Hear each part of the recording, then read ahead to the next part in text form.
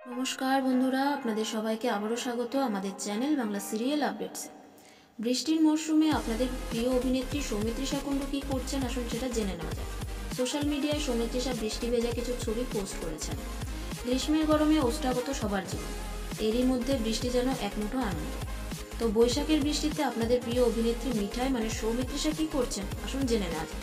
তারই মধ্যে সৌমিত্রিষা বৃষ্টি নিয়ে কী বললেন আসুন সেটাও জেনে নেওয়া যায়। সৌমিত্রিষাকে জিজ্ঞেস করা হয় বৃষ্টি সে কীভাবে উপভোগ করে।